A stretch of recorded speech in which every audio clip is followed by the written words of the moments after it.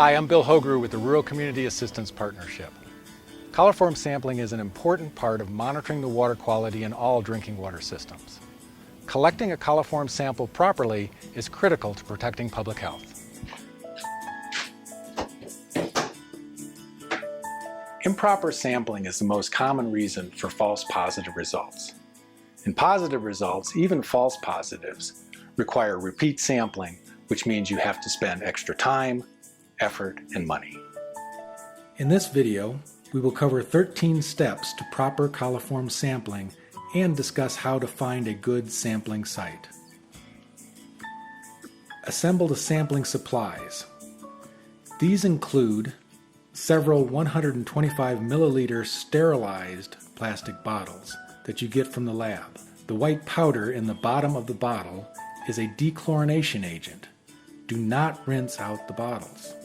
The lab will supply a label and any forms that they require. Bring along waterproof pens or markers. Wash your hands thoroughly.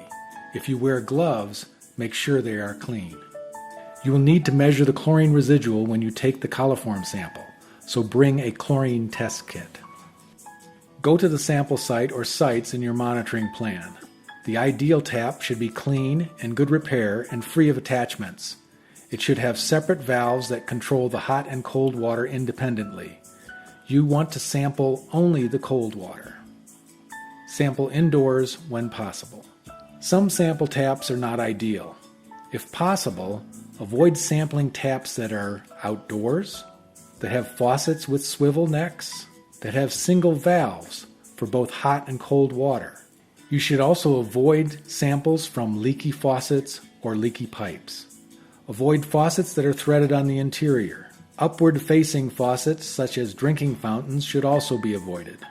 Avoid faucets located in a room of questionable sanitary conditions.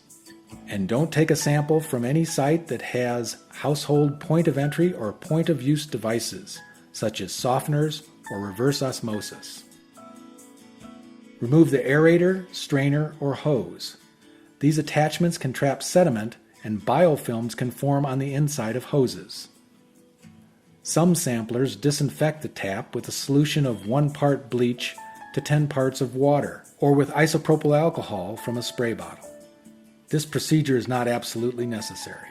Open the cold water tap for 2 to 3 minutes, or until water from the main reaches the tap. You can gauge this by when the water temperature stabilizes.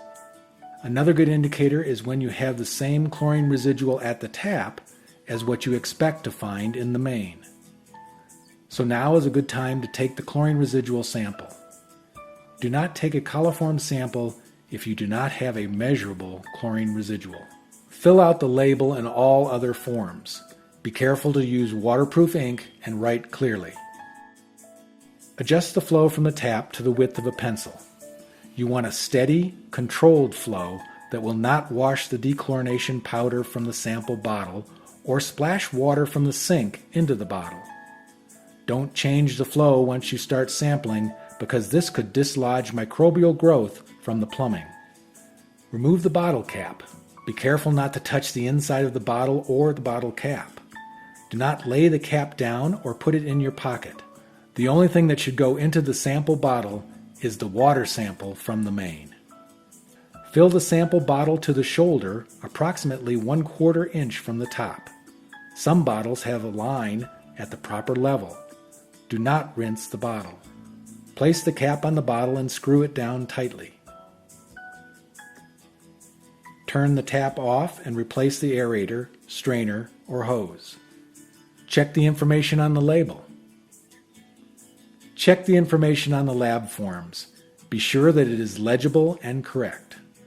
Ice and send the sample to the lab so the analysis can begin within 30 hours. Refrigeration is recommended. You can use a cooler with an ice pack. The quicker it gets to the lab, the better. Be sure that you are using a certified laboratory for your analysis. Here are some helpful hints for sampling to keep in mind. Sample early in the week and the month, or the compliance period. That way, if you have to resample, you'll have time to do so. If you feel something went wrong, throw the sample out and take another sample. Sample bottles are cheap, but false positives are not. For more information about coliform sampling and other topics, visit our website at rcap.org. The Rural Community Assistance Partnership is a national network of nonprofit organizations working to ensure that small and rural communities have access to safe drinking water and sanitary wastewater disposal. If you need help with your water or wastewater system, contact your local RCAP office.